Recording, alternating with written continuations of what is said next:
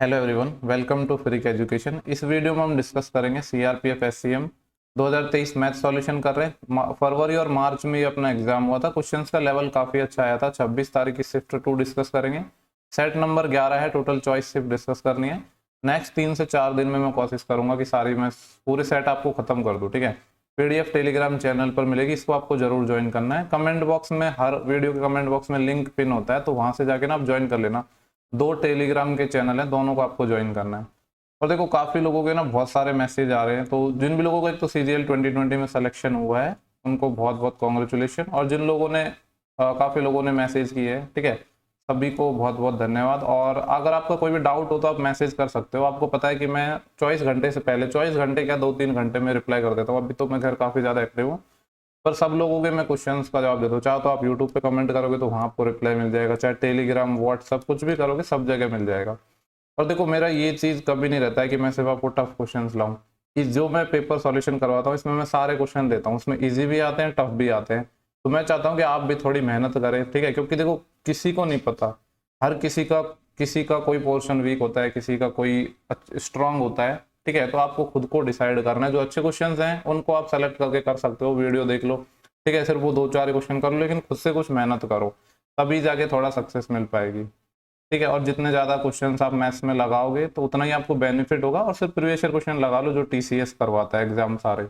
जरूरी नहीं है जो एसएससी के एग्जाम होते हैं वही करो, बाकी एग्जाम के क्वेश्चंस करोगे तो भी आपको हेल्प मिलेगी। ठीक है, स्टार्ट करते हैं सेशन को। देखो, वैसे इस शिफ्ट के अंदर ना फिजिक्स के भी 3-4 क्वेश्चन है, लेकिन मैं ये कहूँगा कि वो ना प्रॉपर फिजिक्स के नहीं है। अगर आपने फिजिक्स नहीं पढ़ी है या नॉर्मल भी पढ़ी है ना आपने, तो भी आपको चीज़ें क्लियर हो जाएंगी। या आपने बिल्कुल भी नहीं पढ़ी है फिजिक्स, तो भी आपको वो समझ आ जाएंगे। बस उसमें कुछ नहीं है, बस ये कह सकते हैं कि वैसे वो फिजिक्स के कॉन्सेप्ट बेस पे है, पर ऐसा कुछ है नहीं। स्टार्ट करते हैं सेशन को। ठीक है, तो पहला क्वेश्चन क्या है अपना, यहाँ पे बोला गया है कि 2 कार है ए और बी, जो स्थान पी और क्यू से 75 और 90 से औसत चाल से यात्रा करते हैं। ठीक है, देखो 2 कार है ए और बी, एक पी से चल रही है, मैंने मान लिया कि ये वाला पॉइंट पी है, ये वाला पॉइंट क्यू है। ये का अपना पॉइंट्स हो गए। एक कार है अपने पास ए, एक कार है बी। ठीक है, अब देखो 2 पॉइंट दे रखे हैं तो, और सेम डायरेक्शन में, अपोजिट में बोला है। यदि ए को पूरी यात्रा करने में बी से आधा घंटा अधिक लगता है और पी और क्यू के बीच की दूरी क्या है। ठीक है, देखो ऐसा कुछ नहीं कहा है, तो इसका मतलब ये है कि सेम डायरेक्शन में ही जाएंगे कार, यानी कार ए है वो भी इधर जाएगी, कार बी है वो भी इधर जाएगी। क्योंकि वैसे भी उसका तो कोई रोल ही नहीं है कि कार किधर जा रही है। हमसे बोला है कि पी अपना 75 से चलती है, क्यू 90 से चलती है, और दोनों को ना आधे घंटे का डिफरेंस लगता है। अब आपको पता है स्पीड होता है डिस्टेंस अपॉन टाइम। देखो दोनों कारों को पी से क्यू तक जाना है, ठीक है, क्यू से पी तक आना होता तो भी उससे फर्क नहीं पड़ रहा है, एक ही कॉन्सेप्ट लगेगा। तो आपको पता है डिस्टेंस तो क्या है, कांस्टेंट है, क्योंकि दोनों कारों को सेम डिस्टेंस चलनी है, तो स्पीड और टाइम एक दूसरे के रिवर्स हो जाएंगे। यानी अगर मैं यहाँ से आपसे पूछूं कि जो स्पीड का रेशियो क्या आएगा, तो स्पीड का रेशियो आएगा 75/90। ये तो स्पीड का रेशियो हो गया, तो टाइम का इसका जस्ट उल्टा हो जाएगा।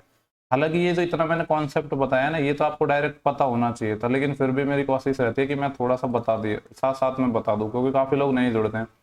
देखो पहले तो इसको काटेंगे, 15×5 = 75 और 15×6 = 90, यानी 5-6 में आएगा, लेकिन टाइम का उल्टा हो जाएगा 6-5। अगर यहाँ पे मैं देखूँ तो 1 यूनिट टाइम का गैप आ रहा है, जबकि क्वेश्चन के अकॉर्डिंग कितना आ रहा है, हाफ आवर, आधा घंटा। ठीक है, तो हाफ आवर लग रहा है। तो बोला है कि पी और क्यू के बीच की दूरी कितनी है, तो कोई भी एक स्पीड से आप निकाल सकते हो, चाहो तो ए से निकाल लो या बी से निकाल लो। मैं इससे निकाल रहा हूँ। अगर 1 यूनिट की वैल्यू आधा घंटा है तो 6 यूनिट की वैल्यू कितनी है, 3 आवर। तो देखो पी 75 की स्पीड से चलता है और इसको 3 घंटे लगते हैं, तो डिस्टेंस कितनी हो जाएगी, डिस्टेंस होता है स्पीड इंटू टाइम, तो 75 × 3, 70 का 3 गुना 210 होता, 15 और जुड़ जाएगा, तो 225 किलोमीटर ये अपनी पॉइंट पी और क्यू के बीच की डिस्टेंस आ जाएगी। आई होप क्वेश्चन क्लियर हो गया होगा। स्पीड कम ज्यादा लगे तो अपने अकॉर्डिंग उसको थोड़ा बढ़ा के देख लिया करो। ठीक है, देखो नेक्स्ट क्वेश्चन नंबर 2 है अपना, एवरेज स्पीड फाइंड करनी है। सिंपल सा क्वेश्चन है, ऐसे सवाल बहुत ज्यादा पूछता है आजकल एसएससी। 90 से चल रहा है पहले ये 2.5 घंटे, 75 से चल रहा है 5.5 घंटे, पूछ रहा है कि टोटल कितना एवरेज स्पीड होगी। तो टाइम तो देखो कितना हो गया टोटल, 5.5 घंटे यहाँ पे और 2.5 यहाँ पे, 5 2 7 और 1 8। डिस्टेंस कितने चलेगा, 90 के हिसाब से 2.5 घंटे चलेगा, तो 90 दूनी 180 और 45 और 18 और 4 22, 225 तो यहाँ पे चलेगा प्लस। ये देखो चल रहा है 75 की स्पीड से और 5.5 घंटे, तो कितना हो जाएगा ये, 50 पंजे होते हैं अपने पास, 250 और 5 5 25 और 275, 27 हासिल, और 50 सनते 350 और 5 7 35 और, यानी 385। 385 में अपने पास 27 और ऐड करना है, तो 7 5 12 1 हासिल, 8 2 10 11 1 हासिल, और ये 412, तो यह आ जाएगा 412.5। ठीक है, 412.5 डिस्टेंस अपनी ये आ गई। तो मैं रेज कर देता हूँ यहाँ से, ये आ गया 412.5।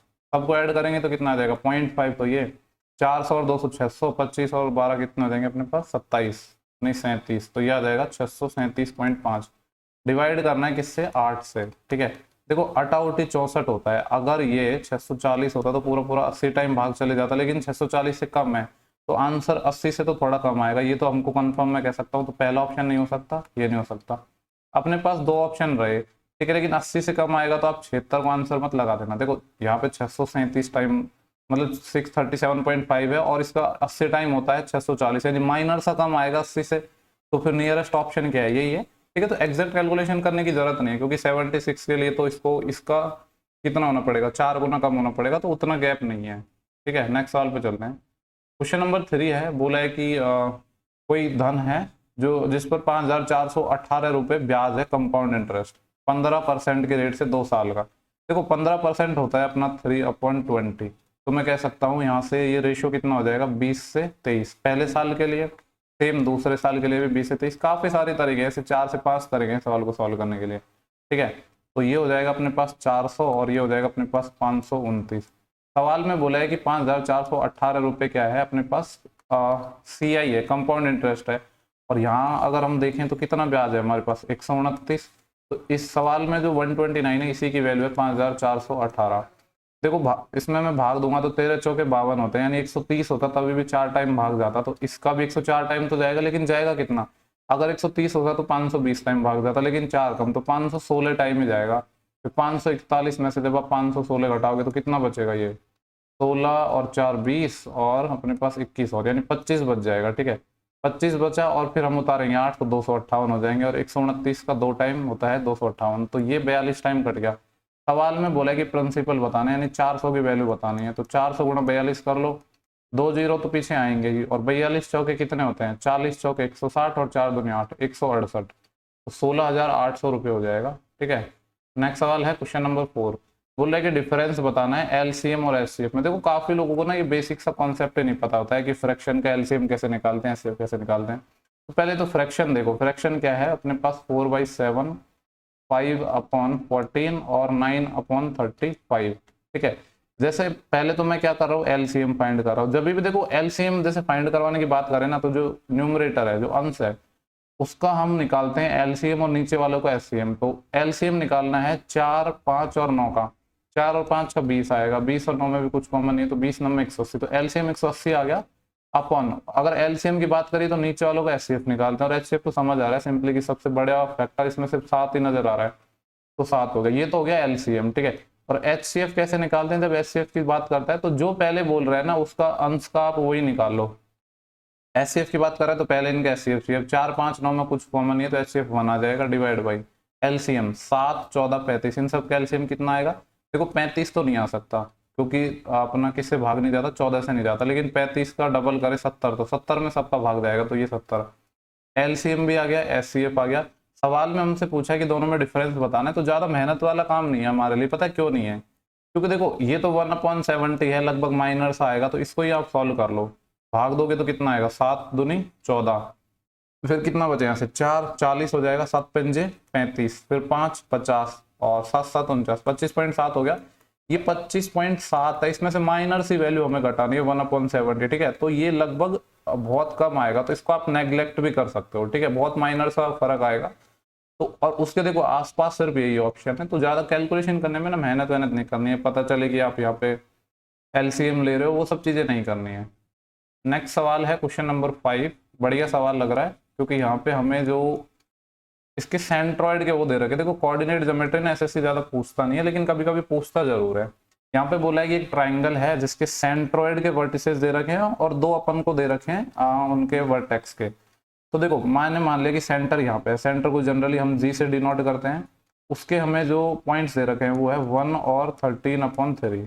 ठीक है, और कोई भी 2 पॉइंट मैं मान लेता हूँ कि इस ट्राइंगल का नाम क्या है ABC, तो हमें 2 वर्टेक्स दे रखे हैं। जो पहला था ना वो तो सेंट्रोइड के थे, ठीक है, यहाँ पे लिखा भी होगा इंग्लिश में भी सेंट्रोइड के हैं, और फिर बाकी 2 साइड्स के हैं, तो ये तो सेंट्रोइड के हो गए। फिर मैं मान लेता हूँ कि A के कोऑर्डिनेट है 4,5 और B के कोऑर्डिनेट है -1,1।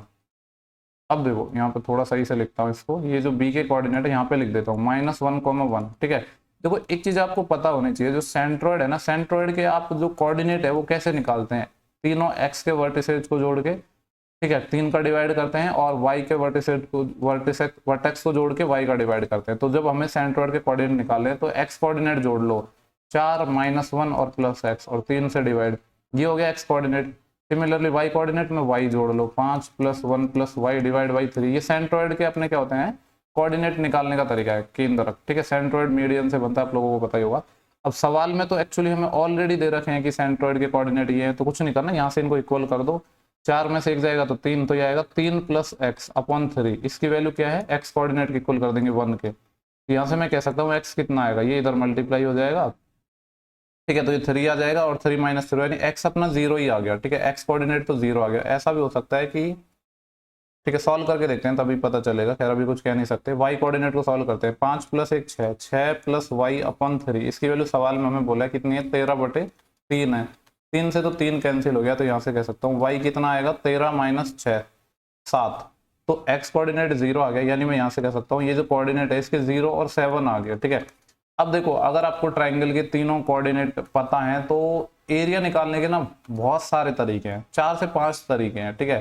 लेकिन मैं आपको एक, आपने जैसे पहले भी क्वेश्चंस पूछे गए तो मैंने आपको एक तरीका बताया था, वो आप ट्राइंगल में अप्लाई कर सकते हो, वो आप क्वाड्रिलेटरल में अप्लाई कर सकते हो, किसी भी टाइप के में, ठीक है। तो वही मैं तरीका आपको बता रहा हूँ।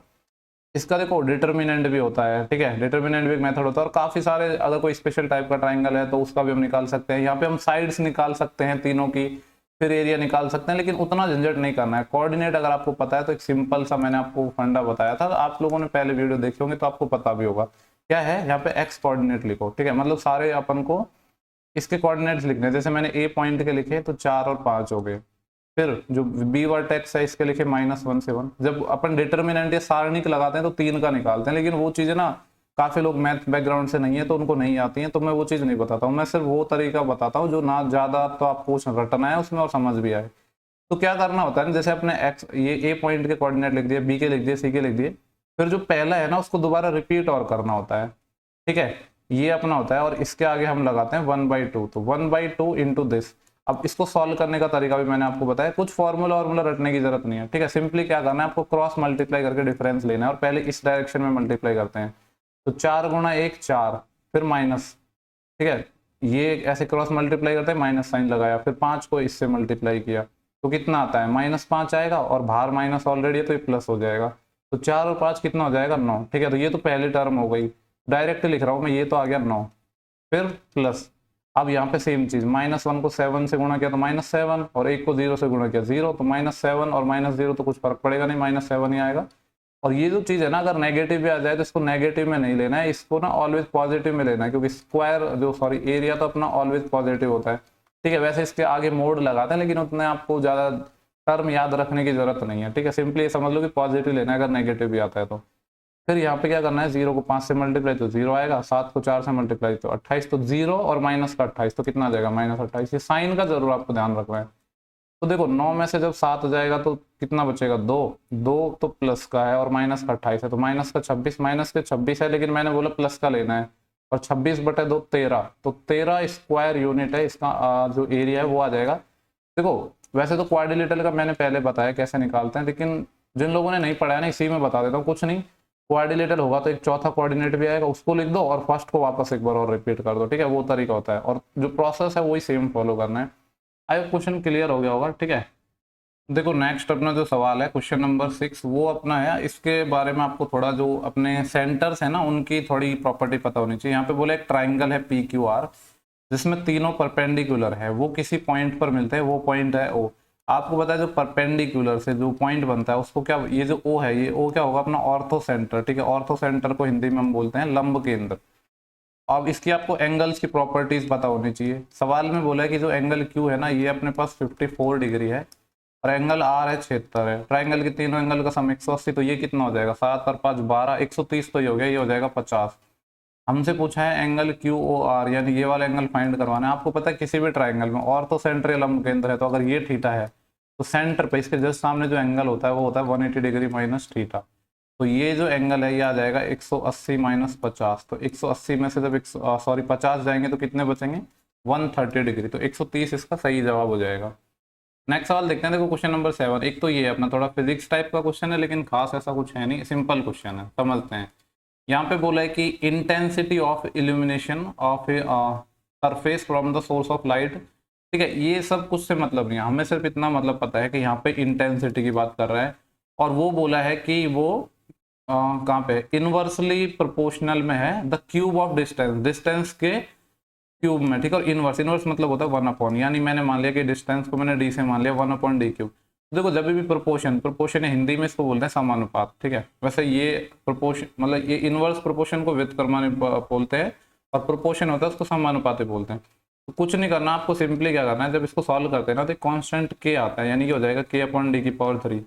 सवाल में बोला है कि अगर हम क्या करें, the effect of moving piece of paper 4 time as far from the source. ठीक है, वैसे देखो सवाल में बोला है, थोड़ा अगर आप पढ़ोगे ना तो थोड़ा यहाँ पे लिखा है कि जो इंटेंसिटी है वो surface from a source light was vary, जो वेरी करती है किस पे, the cube of distance, distance के क्यूब पे, of the centre of the source, the effect of moving a piece of paper 4 time as far from the source. जो source से गया है 4 गुना दूरी पे, यानी कहने का मतलब ये है जो पहले डी था ना, अब ये डी ना होके इसका 4 टाइम्स हो रहा है। तो सवाल में पूछ रहा है कि जब इसको हम 4 टाइम कर देंगे तो क्या फर्क पड़ेगा। तो जो डी है, देखो जब डी की जगह आप 4d रखोगे तो ये कितना आ जाएगा, 4 का क्यूब हो जाएगा और ये डी क्यूब, यानी ये कितना हो गया, 1/64 टाइम हो गया ओरिजिनल का। सवाल में यही पूछा है, 1/64 को मैं क्या कह सकता हूँ, डिवाइडेड बाई इंटेंसिटी 64। ठीक है, नेक्स्ट सवाल पर हम चलते हैं। क्वेश्चन नंबर है अपना 8। यहाँ पे क्या बोला है कि एक व्यक्ति है जो उसको 2 डिस्काउंट मिल रहा है, या तो 20% का या फिर 12 और 8 का, लेकिन वो ना समझ नहीं पा रहा है कि कौन से डिस्काउंट ज़्यादा मिलेगा कौन सा कम। तो उसका रीज़न ये है कि उसने प्रॉफिट लॉस अच्छे से नहीं पढ़ा है। ठीक है, और उसकी प्रॉब्लम्स हमें सॉल्व करनी है। तो सवाल में बोला है कि दोनों खरीदारियों पर जो छूट है ना वो 2500 रुपये पर ही दी जाती है, और उनके बीच में हमें बताना है डिफरेंस। तो देखो एक डिस्काउंट तो हो गया अपना 20%, और 2 सक्सेसिव डिस्काउंट कैसे निकालते हैं अपन, 12 + 8 माइनस 12 × 8/100। ठीक है, ऐसे ही निकलता है। तो 12 एक्चुअली क्या होता है ना, मार्केट में जो लोग कम समझते हैं ना उनको ऐसा बोल देते हैं कि यार 2 डिस्काउंट दे रहे, तो उनको लगता है कि फायदा होता है, जबकि लोगों को ये नहीं पता कि एक 20% का डिस्काउंट है, एक 12 और 8 का डिस्काउंट है, तो वो कम मिलता है। ठीक है, लेकिन जो काफ़ी लोग होते हैं जिनका मैथ्स अच्छा नहीं होता, ठीक है, लेकिन आप कभी, अगर आपने मैथ अच्छे से पढ़ी है तो इन फ्यूचर आप कभी ठगाओगे नहीं इस चीज़ में। ये हो जाएगा 12 और 8 20। ठीक है, ये हो जाएगा 20। अब देखो यहाँ पे हमसे बोल रहा है कि दोनों में जो डिस्काउंट है उनके बीच में हमें अंतर बताना है, तो ये तो 20 ही हो जाएगा, और 20 में से ये क्या माइनस होगा, 12 × 8/100 ये माइनस होगा।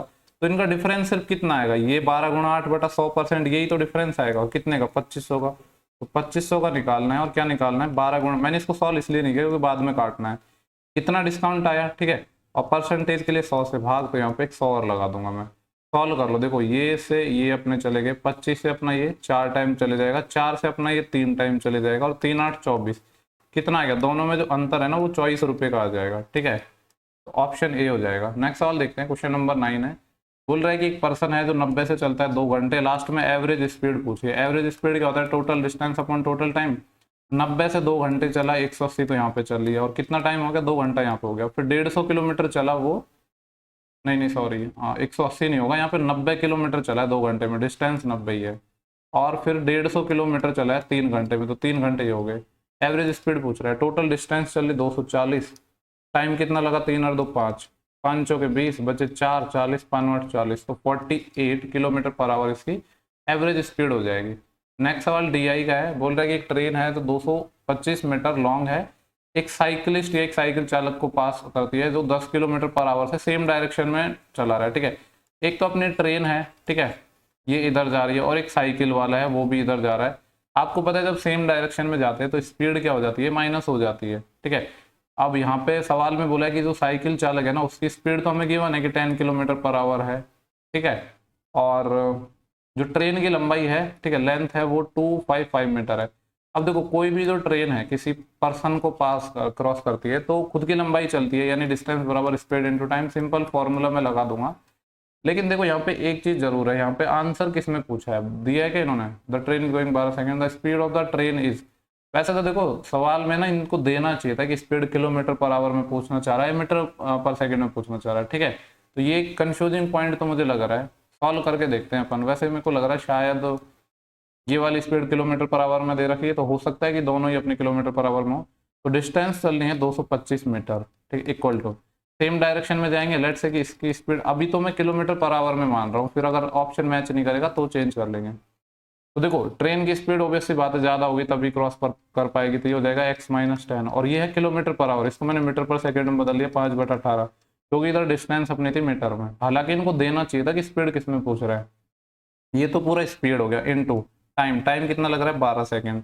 सॉल्व करो इसको, तो यहाँ से अपना ये क्या आ जाएगा, देखो 6 दूनी 12, 6 तिया 18, ठीक है, और 5 से ये कट जाएगा, 5 चौके 20, बचेंगे 2, 5 5 25, 3 इधर मल्टीप्लाई हो जाएगा तो ये कितना आ जाएगा 45 तिया कितने होते हैं अपने पास 135, ठीक है, और इधर 2 से डिवाइड होगा और इक्वल टू है x-10। ये कितना हो जाएगा अपना 2 6 की 12, फिर 1 असिल 15 हो जाएगा, 2 14, 67.5। लेकिन हमें x चाहिए तो 10 को भी इधर भेज देंगे तो 77.5 आ गया। यानी ये जो आंसर है ना ये किलोमीटर पर आवर में ही गिवन है, ठीक है। तो ऐसा कभी हो तो देखो कुछ गारंटी नहीं है कि बोनस वगैरह में आपको मिलेगा। तो जैसे पहली स्पीड किलोमीटर पर आवर में दे रखी है तो ट्राई करो कि उसको भी सेम ही उसमें निकालो, क्योंकि कभी कभी ना कुछ चीज़ें नहीं क्लियर करता है तो फिर हमें थोड़ा अपना आइडिया लगाना पड़ता है। देखो नेक्स्ट सवाल अपना क्वेश्चन नंबर 11 है, काफी ठीक सवाल लगा मेरे को ये, ठीक है। यहाँ पे हमसे बोला गया है कि how many company have shown the production above there average production in 2018-19, यानी कितनी ऐसी कंपनियां हैं जिनका जो एवरेज प्रोडक्शन है 2018-19 में वो अबोव है और 2019-20 से क्या है लेस है, ठीक है। कितनी ऐसी कंपनियां जो 18-19 में औसत से तो क्या है उत्पादन उनका ज्यादा है लेकिन 19-20 में औसत से कम है। तो देखो यहाँ पे अपना क्या है, ये जो कलर गिवन है ये तो यहाँ पे ईयर को रिप्रेजेंट कर रहे हैं कि ब्लू है वो 16-17 का डाटा है, ऑरेंज 17-18 का, इस तरीके से। तो हमें क्या करना होगा, सबका यहाँ पे एवरेज निकालना होगा पहले तो, ठीक है। तो सब कंपनियों का मैं एवरेज निकाल लेता हूँ। जैसे पहला है मारुति, इसका एवरेज कितना आएगा, इन सबको जोड़ लो। देखो ये आ जाएगा अपना 20 और 15 35, 35 और 18 कितने हो जाएंगे 35 में अगर 20 जोड़ता तो 55, लेकिन 2 कम 53, 53 और 4 57, 67, 67 बटे कितना करना होगा 4, क्योंकि 1 2 3 4 ही तो कंपनियां हैं। तो 16 चौके 64 होते हैं और 3/4.75 होते हैं, यानी ये आएगा 16.75। इसका एवरेज आ गया। सबका मैं एवरेज निकाल रहा हूँ पहले। हुंडई का इसका कितना आएगा, देखो यहाँ पे है 10 और 18, 28, 28 और 28 में पहले 12 जोड़ लेता हूँ, 40 और 15 और 55, 55/4 करना है। तो ये कितना आ जाएगा अपने पास 13 चौके 52 होते हैं और फिर 3/4 यानी 0.75 और, तो ये आएगा 13.75 इसका, ठीक है। इसके बाद इसका देखते हैं, तो ये आ जाएगा 20 और 20 40, 40/4 इसका तो 10 ही आ जाएगा। इसका आएगा 20 15 35, 35 और 12 47, 47 10 57, 57/4 करना है। 14 चौके 56 होते हैं और 1/4 होता है 0.25, यानी ये आ जाएगा 14.25। और इसमें कितना आएगा ये 12 और 10 22, 22 और 8 कितना हो जाएगा 30, 30 और 8 38, 38/4। 2 से काटूंगा तो 19, 2 से काटा तो 2 टाइम, 19/2, 9 दूनी 18, यानी ये आएगा 9.5, ठीक है। ये 9.5 हो गया। तो हमसे सवाल में अब क्या बोला था वो हम निकाल लेंगे। यहाँ पे बोला था कि कितनी कंपनियों में 18-19 में उनके औसत उत्पादन से तो अधिक। देखो 18-19 वाला डाटा कौन सा है, सबसे पहले तो 18-19 वाला डाटा है गिरे वाला। तो जो गिरे वाला डाटा है ना ये एवरेज से तो ज्यादा होना चाहिए, लेकिन 19-20 वाला येलो उससे कम होना चाहिए, ठीक है। तो गिरे वाला डाटा देखो पहली वाली कंपनी इसमें कितना है 20, तो एवरेज से तो ज्यादा है, ठीक है। इनका जो उत्पादन है वो एवरेज से तो ज्यादा है, लेकिन 19-20 में ये क्या होना चाहिए कम होना चाहिए एवरेज से। 19-20 वाला यानी येलो वाला, और देखो ये 15 है एवरेज से कम है, तो एक तो अपने पास मारुति कंपनी आ गई जो इस कंडीशन को सेटिस्फाई करेगी, तो ये वाली हो जाएगी। सेकेंड वाले की बात करते हैं, जो अपना ग्रे वाला कलर है 18 है यानी एवरेज से ज्यादा है, और यहाँ पे ये येलो एवरेज से कम होना चाहिए, 10 है 13.75 से कम है, तो ये भी हो जाएगी, यानी हुंडई भी अपनी इस कंडीशन को सेटिस्फाई कर जाएगी। तो पहले दो कंपनी तो हो गई। इसके बाद देखते हैं थर्ड वाला, जो ग्रे वाला है वो एवरेज से ज्यादा होना चाहिए था, 10 है जबकि 10 से ज्यादा होना चाहिए था, यानी ये वाली तो कंडीशन सेटिस्फाई कर रही है, पर ये वाला नहीं आएगा। येलो ये जो ग्रे वाला है ये 15 है यानी एवरेज से ज्यादा है, बिल्कुल है, लेकिन जो ये येलो वाला है ये एवरेज से कम होना चाहिए था जबकि ज्यादा है, यानी इस वाले को भी नहीं लेंगे। ये जो ग्रे है एवरेज से ज्यादा होना चाहिए था, बिल्कुल है, लेकिन ये जो येलो वाला है जो कि 19-20 वाला है ये एवरेज से कम होना चाहिए था, तो ये भी सेटिस्फाई नहीं करे। तो सिर्फ ये दो ही कंपनी है जो इस कंडीशन को सेटिस्फाई करेगी, तो इसका आंसर आ जाएगा, ठीक है। मुझे लग रहा है काफी बढ़िया ये सवाल है, ठीक है। काफी लोगों को हो सकता है कंफ्यूजन हो इसमें, तो एक बार फिर से वीडियो देख लेना। देखो नेक्स्ट सवाल है अपना, यहाँ पे बोला गया है कि एक राशि है वो साधारण ब्याज की एक निश्चित दर पर 3 वर्षों के लिए रखी जाती है। यदि इसे 6% अधिक रेट पर हम रखें तो 198 रुपये अधिक मिलते हैं। देखो यहाँ पे आपको कुछ नहीं करना। देखो सिंपल सी बात है, मान लो R% अगर रेट ऑफ इंटरेस्ट होता तो 3 साल का ब्याज 3R होता है, या इससे भी हमें मतलब नहीं है। जो अपना सिंपल इंटरेस्ट है उसमें बोल रहा है कि अगर रेट 6% बढ़ाएगी तो टोटल ब्याज कितना इंक्रीज हो जाएगा। अगर मैं आपसे पूछूं कि टोटल जो ब्याज है या जो इंटरेस्ट है वो कितना इंक्रीज हो जाएगा, तो रेट 6% बढ़ी है और बात हो रही है 3 साल की, तो ब्याज 18% इंक्रीज हो जाना चाहिए। सवाल में बोला कि ये जो 18% इंक्रीज हो रहा है यही 198 रुपये हो रहा है, तो बोल रहा है कि वह राशि क्या है, यानी वो प्रिंसिपल हमें बताना है। प्रिंसिपल अपने आप में 100% होता है, तो 18 से काटेंगे तो 18 एकम 18, 18 एकम 18, यानी एक यूनिट की वैल्यू अपने पास 11 आ गई। हमें 100% की वैल्यू चाहिए तो 2 जीरो चिपका तो दोनों साइड, यानी 1100 रुपये आ जाएगा। ठीक है। नेक्स्ट सवाल बोला है कि what is the square root of this. इसका हमें स्क्वायर रूट बताना है। देखो हम ना कभी भी इसका स्क्वायर रूट नहीं निकालेंगे। कुछ टर्म है या काफी सारी चीजें जिनसे हम ऑप्शन एलिमिनेट करेंगे। हमेशा ऐसे सवाल को आप पहली बात तो आपको ऑप्शन से बनाना है। अब ऑप्शन से ठीक है, तो काफी सारी चीजें हैं जिनका यूज करके हम ऑप्शन एलिमिनेट करेंगे। सबसे पहले तो देखते हैं अपन यूनिट डिजिट से ही। जैसे देखो अगर ये किसी नंबर का स्क्वायर है तो इन सब के स्क्वायर करने पर लास्ट डिजिट मैच होनी चाहिए कि नहीं। जैसे मैंने 12 का स्क्वायर किया, लास्ट में 2 का स्क्वायर 4, ये वाला ऑप्शन हो सकता है, सेकंड वाला भी हो सकता है, लेकिन सी तो नहीं हो सकता क्योंकि यहाँ स्क्वायर करोगे तो 6 आएगा, इसका भी करोगे तो 6 आएगा, तो 2 ऑप्शन तो हट गए। देखो 2 ऑप्शन तो कितने आसानी से हट गए। अब देखो यहाँ पे ना और भी चीजें अपने लिए थोड़ी सी आसान बन गई। आपको पता है कि 27 का स्क्वायर कितना होता है, 729, ठीक है, और 32 का तो 1024। किसके नियर है ये, 27 के नियर है या 32 के स्क्वायर के नियर है? 27 के नियर है, तो ज्यादा कुछ मेहनत नहीं करनी। बाकी बहुत सारे रूल होते हैं कि लास्ट डिजिट क्या हो सकते हैं। जो लास्ट 2 डिजिट होते हैं वो 1 से 24 नंबर के स्क्वायर के होते हैं। डिजिटल सम, यूनिट डिजिट, बहुत सारे तरीके हैं, लेकिन ठीक है यहाँ पे ज्यादा खास कुछ मेहनत करनी नहीं पड़ी। नेक्स्ट सवाल बोल रहा है the sum of 2 number is 21/16 of the first number. ठीक है, अपने पास 2 नंबर हैं, तो बोल रहा है कि दोनों का जो सम है, यानी पहला नंबर और दूसरे नंबर, या तो एक्स और वाई मान लो, कुछ भी मान लो कि एक्स और वाई है, इनका जो सम है वो बराबर है 21/16 टाइम किसके, फर्स्ट नंबर के, यानी फर्स्ट नंबर का, यानी ये यहाँ से इसको मल्टीप्लाई करोगे, इधर 16x आएगा और इधर 16y आएगा और ये 21x हो जाएगा। तो यहाँ से सॉल्व करेंगे तो क्या आ जाएगा अपना, देखो ये 16 तो इधर चले जाएगा, तो मैं यहाँ से कह सकता हूँ 16y बराबर आ जाएगा अपने 21 - 16 5x, यानी x/y या y/x यहाँ से निकाल सकते हैं 16/5। ठीक है। सवाल में बोला था second number is what percent of the first number, तो जो सेकंड नंबर है वो पहले नंबर का कितना परसेंट है। सेकंड नंबर कितना है 5, y को हमने सेकंड नंबर माना था, इसको x माना था, इसको y माना था, तो बोल रहा है कि जो 5 है 16 का कितना परसेंट है। परसेंटेज के लिए 100 से मल्टीप्लाई, 4 से काटोगे 25 टाइम, 4 से काटोगे 4 टाइम। ठीक है। अब देखो 5/4 होता है 1.25 है ना, उसका 25 से और मल्टीप्लाई करना है, तो आंसर 25 तो आएगा ही, और 25 का 25 से मल्टीप्लाई करोगे तो 6.25 और, तो 25 और 6 कितना आ जाएगा 31.25%। अपने अकॉर्डिंग जैसे भी कैलकुलेशन कर सकते हो, लेकिन ये तरीका भी ठीक है। नेक्स्ट सवाल देखते हैं, ये भी थोड़ा उस टाइप का ही सवाल है, थोड़ा फिजिक्स टाइप का। मैंने देखे तो नहीं है, लेकिन जब पीपीटी बनाई थी ना उस टाइम मेरे को ऐसे सवाल नजर आए, इसलिए मैंने आपसे बोला। यहाँ पे बोल रहा है कि if the force applied to the body is directly proportional to the acceleration of product. कोई एक बॉडी है, कोई पिंड है, जिस पर जब हम फोर्स या बल अप्लाई कर रहे हैं, तो जो फोर्स है या बल है, अब देखो वैसे तो फोर्स वगैरह को हम मैप से रिप्रेजेंट करते हैं, लेकिन यहाँ पे ये जो इक्वेशंस हैं उसी के अकॉर्डिंग तो मानना पड़ेगा। तो यहाँ पे ना फोर्स को वाई माना है सवाल में, तो मैंने मान लिया कि फोर्स वाई है, वो क्या प्रोपोर्शनल है। प्रोपोर्शनल को हम हिंदी में बोलते हैं समानुपाती। ठीक है, तो ये प्रोपोर्शनल है किसके, the acceleration of the produce of the body, जो एक्सीलरेशन है, जो त्वरण प्रोड्यूस कर रहे हैं उसके। अब यहाँ पे देखो, यहाँ पे त्वरण को माना है इन्होंने एक्स, यानी वो आ जाएगा अपना एक्स। और मैंने आपको बोला था जब भी प्रोपोर्शन का साइन या समानुपात का साइन हटाते हो तो एक कोई कांस्टेंट आता है। तो अब जैसे यहाँ पे कांस्टेंट ना सब जगह या तो के दिख रहा है या सी दिख रहा है, ठीक है, के या सी कुछ भी मान सकते हो, लेकिन प्लस में नहीं होता है, वो मल्टीप्लाई में होता है। तो y बराबर के एक्स, यानी ये वाला ऑप्शन नंबर सी हो जाएगा। बढ़िया सवाल है, आसान सवाल है, लेकिन हो सकता है कुछ लोगों का बैकग्राउंड थोड़ा बिल्कुल फिजिक्स से रिलेटेड, उनको कुछ भूल गए हो सारी चीजें, तो हो सकता है उनको थोड़ी प्रॉब्लम हुई हो, बाकी कुछ था नहीं ऐसा। नेक्स्ट सवाल देखते हैं अपन। यहाँ पे बोला है the ratio of speed of 3 bikes. ठीक है, 3 बाइक हैं जिनकी स्पीड या जो चाल का अनुपात है 2:5:9 है।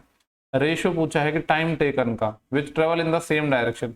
ठीक है, देखो आपको पता है जो स्पीड होता है डिस्टेंस अपॉन टाइम है। ठीक है, बोल रहा है कि टाइम का रेशियो क्या होगा, तो ये जब टाइम का रेशियो पूछा है ना, तो ये सेम डिस्टेंस पे जाएंगे, यानी स्पीड और टाइम के रेशियो क्या हो जाएंगे, रिवर्स हो जाएंगे अपने। ये जो डिस्टेंस है ये कांस्टेंट रहेगी, तो टाइम के रेशियो क्या हो जाएंगे 1/2, 1/5, 1/9। इसको सॉल्व करना है। अब इनके एलसीएम से मल्टीप्लाई कर दो सिंपल अपन को रेशियो में बदलने के लिए। तो 5 और 2 का एलसीएम 10 और 10 और 9 का क्या होता है 90, 90 से मल्टीप्लाई कर दो। 90/2 45, 90/5 18 और 90/9 कितना आ जाएगा 10। तो 45 18 10 है, ऑप्शन अपना डी आ जाएगा। देखो नेक्स्ट सवाल है क्वेश्चन नंबर 17।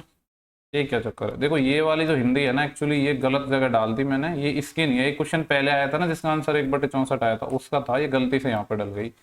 17 अपना ये वाला क्वेश्चन है।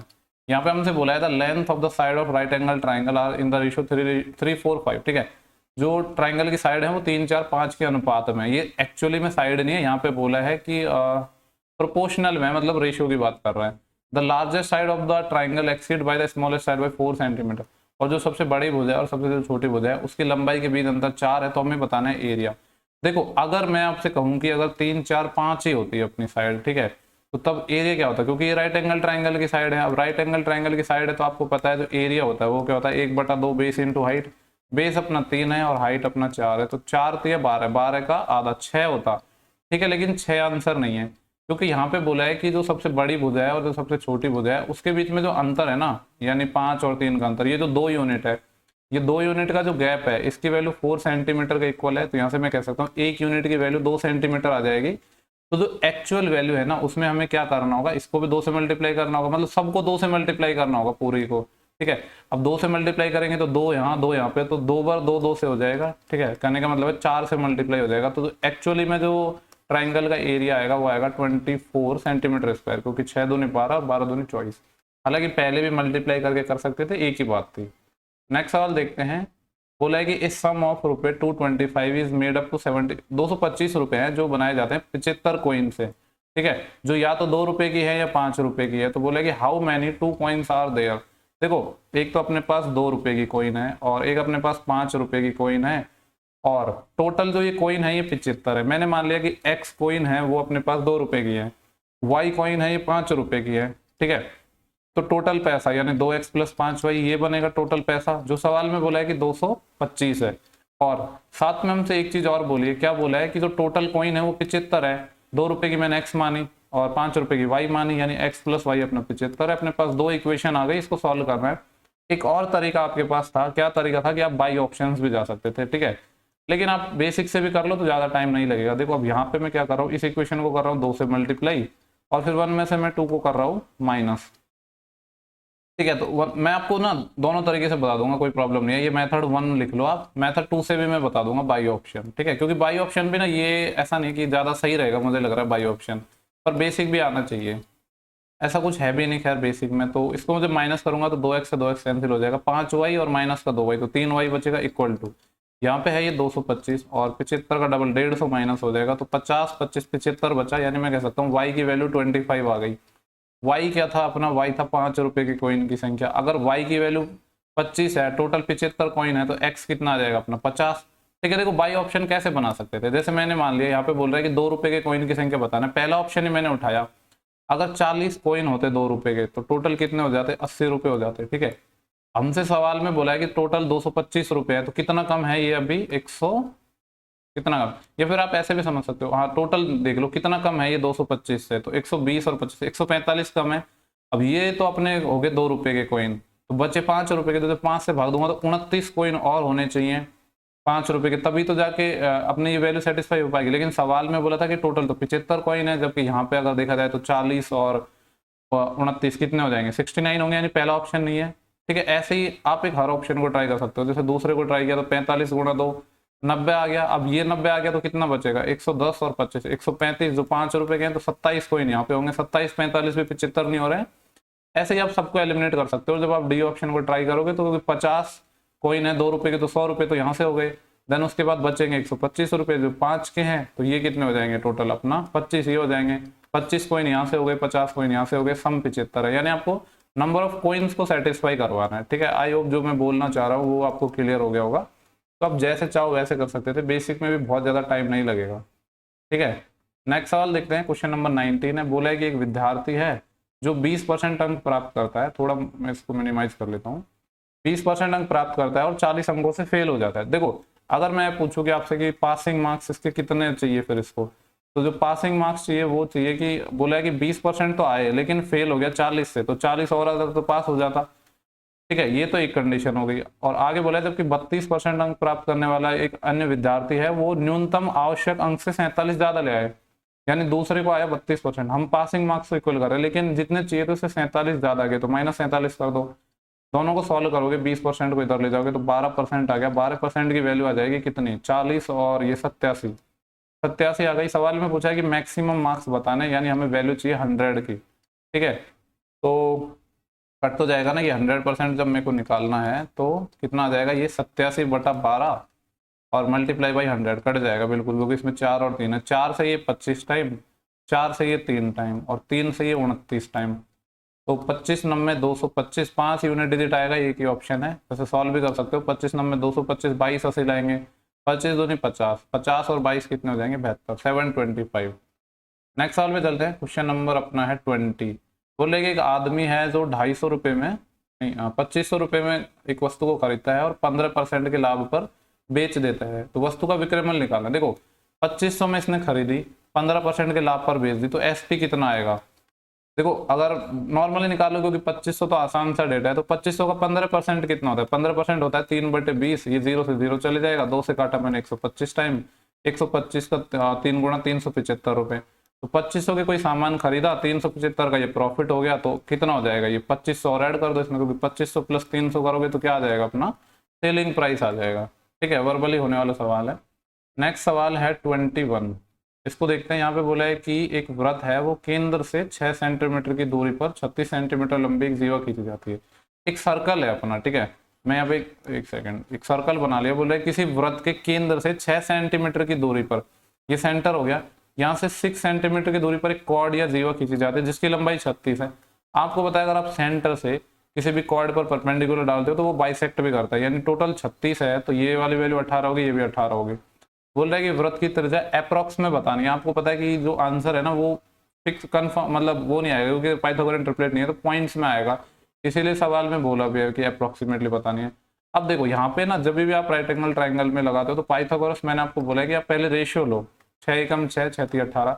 मैंने क्या किया, 6 से काटा है पूरी वैल्यू को, तो ये कितना आ जाएगा, 3 का स्क्वायर तो 9 और 1 का 10, तो √10, लेकिन इसका भी कितना लेना है, 6 टाइम लेना है, तो ये कितना आएगा। देखो आपको पता है कि जो अगर ये 9 होता है ना तो 9 का √3 आता है, ठीक है, तो 3 गुणा 6 यानी 18, यानी आंसर है वो 18 से बड़ा आएगा, ये तो कंफर्म है ना। ये वाला ऑप्शन नहीं हो सकता, ये वाला नहीं हो सकता, 18 से बड़ा आएगा। अब √10 की वैल्यू क्या है, 3 से थोड़ी सी ज्यादा आएगी, लगभग 3.1 के आसपास, ठीक है, तो उसका जब आप 6 गुना करोगे तो आंसर आएगा लगभग 18.5 से थोड़ा सा ज्यादा, जबकि ये 23 है, बहुत ज्यादा दूर हो गया, तो यही वाला ऑप्शन हो जाएगा। तो एग्जैक्ट करने की रिक्वायरमेंट नहीं है यहाँ पे भी। नेक्स्ट सवाल है अपना, सिंपल सा क्वेश्चन है। यहाँ पे बोला है कि ये 8 पर्सन है, 8 व्यक्ति है, किसी काम को 12 दिन में कर सकते हैं। बोल रहे हैं कि अगर 5 दिन तक करते हैं वो काम, उसके बाद 5 पर्सन काम छोड़कर चले गए, तो बचा हुआ काम, जो बचे हुए लोग हैं वो कितने दिन में करेंगे। तो यहाँ से क्या कर रहा हूँ मैं, डायरेक्ट रिमेनिंग वर्क निकाल रहा हूँ। सवाल में बोला था कि जब 8 लोग होते हैं तो 12 दिन में काम करते हैं, और इन्होंने 5 दिन तक काम किया है, तो रिमेनिंग वर्क कितना बचेगा, 8 लोगों का 5 दिन तक काम कर दिया, 7 दिन का काम बचा। इनको करेंगे कौन, 5 व्यक्ति लेफ्ट हो गए, 5 व्यक्ति छोड़ के चलेगी, तो 3 बचे। मैं मान रहा हूँ कि ये 30 दिन में करते हैं, हमसे पूछा है कि रिमेनिंग वर्क कितने दिन में होगा, तो ये आएगा 56/3, कितना आ जाएगा, 18 3 54 और 2/3, 18 सही 2/3 आ जाएगा, तो कौन सा ऑप्शन अपना डी हो जाएगा। नेक्स्ट सवाल देखते हैं 23, डीआई का सवाल है। यहाँ पे इस तरीके से, ये डिपार्टमेंट है, ये नंबर ऑफ एम्प्लॉइज हैं, ये मेल और फीमेल का परसेंटेज है। सवाल में देखते हैं क्या पूछा है। बोला है कि what is the total number of male, उन मेल एम्प्लॉय की संख्या बतानी है जो अकाउंट एंड मार्केटिंग डिपार्टमेंट में एक साथ, ठीक है, देखो अकाउंट कहाँ पे है, ये रहा, मार्केटिंग कहाँ है, ये रहा, और सिर्फ मेल का बताना है। टोटल थे 480, मेल है 55%, तो कितने हो जाएंगे, 480 का 55%, तो ये हो गया। प्लस दूसरा कौन सा पूछा है, मार्केटिंग में, टोटल थे मार्केटिंग में 360, और मेल कितने हैं, मेल है 40%, इसका 40%, ये हमें फाइंड करना है। तो कुछ नहीं करना, बस आपको कैलकुलेशन करनी है, ठीक है।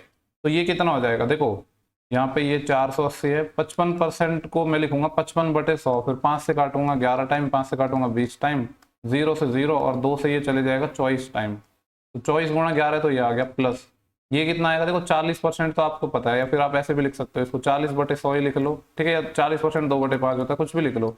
ये 2 0 अपने कैंसिल हो जाएंगे और 36 गुणा 4 यहाँ से बचा, ठीक है। तो थोड़ी देर के लिए ना मैं देखता हूँ कि, क्योंकि मेरे को ना, मैं आपसे हमेशा बोलता हूँ कि ऑप्शंस पे आप एक निगाह जरूर रखो। यहाँ पे यूनिट डिजिट 4 है, यहाँ पे 0 है, 6, 8, सारे यूनिट डिजिट अलग है, तो क्या आपको कैलकुलेशन करने की जरूरत है? बिल्कुल नहीं है। यूनिट डिजिट देखो क्या आएगा, यहाँ पे 4 गुणा 1, यहाँ पे तो 4 आएगा, प्लस 6 गुणा 4, यहाँ पे भी 4 आएगा, 4 और 4 का 8, 8 यूनिट डिजिट आएगा। एक ही ऑप्शन में है कि एग्जैक्ट कैलकुलेशन करने की रिक्वायरमेंट है, नहीं है, ठीक है। आपको एग्जाम में भी नहीं करनी, और ये चीज़ आपको अप्लाई जरूर करनी है, क्योंकि मेरा बार बार इनको इतना ज़्यादा बोलने का, एम्फेसाइज करने का रीज़न सिर्फ एक ही होता है कि आप इन चीज़ को अप्लाई करो, और इससे आपको डेफिनेटली फ़ायदा मिलेगा एग्जाम में, और ज़्यादातर काम आती हैं ऐसी चीज़ें, ठीक है। तो बोला कि Kishore can complete a piece of work in 15 days. Kishore है, किसी काम को 15 दिन में कर सकता है। नरेश है, वो 20 दिन में कर सकता है, और सुरेश है, वो 30 डेज में कर सकता है, ठीक है। एलसीएम की बात करूँ तो 60 आ जाएगा, 15 चौके 60, 20 के 60, 30 दूनी 60। बोल रहा है कि Kishore and Suresh work together for 2 days. Kishore और सुरेश ने 2 दिन के लिए काम किया। किशोर की एफिशिएंसी है 4, सुरेश की है 2, तो 4 और 2 6 के हिसाब से काम होगा, 2 दिन तक 12 काम हो जाएगा, सॉरी। इसके बाद बोला है and then Kishore was replaced by Naresh, और फिर किशोर को रिप्लेस कर दिया जाता है नरेश के साथ, यानी किशोर की जगह नरेश आ जाएगा, सुरेश तो करेगा ही। तो नरेश और सुरेश कितना, 3 और 2 5 की एफिशिएंसी से काम करेंगे। पूछा है कि how many days all together was work completed, तो टोटल कितने दिन लगेंगे? देखो 2 दिन तो यहाँ पे लगे थे। अब अगर मैं बात करूँ 12 काम इन्होंने कर दिया, तो रिमेनिंग वर्क यहाँ पे बचा कितना था? 60 में से जब 12 जाएगा तो कितना बचेगा? 48। इसको कर रहे हैं नरेश और सुरेश, यानी 5 की एफिशिएंसी से, 5 नाम 45, 3/5 होता है 60%, यानी 9.6। तो 2 दिन तो यहाँ लगे, 9.6 दिन यहाँ पे लगे, दोनों को जोड़ेंगे तो 11.6 डेज में ये काम कंप्लीट हो जाएगा। ऑप्शन अपना डी हो जाएगा। इस शिफ्ट का अपना लास्ट सवाल है, ठीक है। ये अपना है एज से रिलेटेड, करवा देता हूँ इसको। कभी कभी मैं आपको कोई क्वेश्चन होमवर्क में दे देता हूँ, और कमेंट पता है, काफी सारे तो ऐसे लोग होते हैं ना जो सिर्फ टाइम पास करने आते हैं। कोई एक क्वेश्चन होमवर्क में दे दिया तो बोलेंगे कि मैं तो यही क्वेश्चन देखने आया था, उनको सिर्फ पढ़ना नहीं होता है। क्योंकि देखो, अब जो वीडियो, कोई वीडियो 10 मिनट का होगा ना, तो बहुत कम लोग होंगे। अगर 100 व्यूज है ना, उस पर तो 5 से 6 ऐसे लोग होंगे मैक्स टू मैक्स जो पूरा वीडियो देखते हैं, ठीक है। ऐसा नहीं है कि कोई भी पूरा देखते हैं, क्योंकि बहुत, हर कोई सीरियस नहीं होता है। जो टोटल वैकेंसी का 0.5% फाइनली सेलेक्ट होते हैं, ठीक है। उसमें से ओवरऑल देखा जाए तो 5-7% ऐसे होते हैं जो एक्चुअली में सीरियस होते हैं, तो उनमें ही कॉम्पीट करना होता है। बोल रहा है कि श्रावणी की जो वर्तमान आयु है, उसके पिता की वर्तमान आयु की 1/3 है। श्रावणी हो गया, श्रावणी का फादर हो गया, फादर का 1/3 है, यानी फादर की अगर 3 है तो श्रावणी की है 1। 6 वर्ष पहले उसके फादर की आयु उसकी आयु का 5 टाइम थी, ठीक है। तो 6 वर्ष पहले इनका जो 5 टाइम थी फादर की, यानी इसकी 1 थी तो इसकी 5। अब देखो, इसमें हम क्रॉस प्रोडक्ट मेथड लगाएंगे। टोटल कितने ईयर की बात हो रही है? यहाँ पे तो करंट की बात कर रहा था, और फिर 6 साल पहले या 6 साल बाद हो, सेम साइन है तो फर्क नहीं पड़ेगा, माइनस लगाने की जरूरत नहीं है। तो क्रॉस मल्टीप्लाई करना मैंने आपको सिखा रखा है। 5 और 3, इनका गैप कितना आएगा? 2। इस 2 की वैल्यू क्या हो जाएगी? यहाँ पे 1 गुणा 6, 5 गुणा 6, 6 पंजे 30, 30 माइनस 6 24। 2 यूनिट की वैल्यू 24 ईयर आ जाएगी, 1 यूनिट की वैल्यू 12 ईयर आ गई। सवाल में पूछा है कि श्रावणी की वर्तमान आयु, श्रावणी थी पहली, यानी श्रावणी की जो एज है वो 1:1 की वैल्यू कितनी आ जाएगी? 12 ईयर। ये करंट वाला था, ठीक है। जिससे रिलेटेड अपन को आंसर निकालना होता है ना, उस रेशियो को पहले लिखते हैं। जैसे आपसे अगर यहाँ पे 6 साल बाद की पूछता ना, तो एक तो तरीका था कि आप नॉर्मल प्रेजेंट एज निकाल देते, 6 जोड़ते। अगर आपको इस प्रोडक्ट के थ्रू ही चाहिए थी ना, तो ये वाला जो रेशियो है इसको पहले लिखना होता है, ठीक है। तो पूरे की पूरे 25 शिफ्ट इस वीडियो के अपने हो चुके हैं। आई होप क्वेश्चन से आपको काफी ज्यादा हेल्प मिल रही होगी। जो लोग सीरियसली देख रहे हैं तो उनको काफी चीजें सीखने को मिल रही होंगी, ठीक है। नेक्स्ट वीडियो में जल्दी मिलेंगे, और जल्दी मैं सारे शिफ्ट अपलोड करने की कोशिश करूंगा। तब तक के लिए आप वीडियो देखते रहिए और पढ़ते रहिए, लगातार मॉक टेस्ट वगैरह देते रहिए। कोई प्रॉब्लम है तो मैसेज कर सकते हैं, जितना मुझसे हो पाएगा मैं करूंगा। नेक्स्ट वीडियो में जल्दी मिलेंगे, तब तक के लिए bye bye, take care, thank you for watching, have a good day.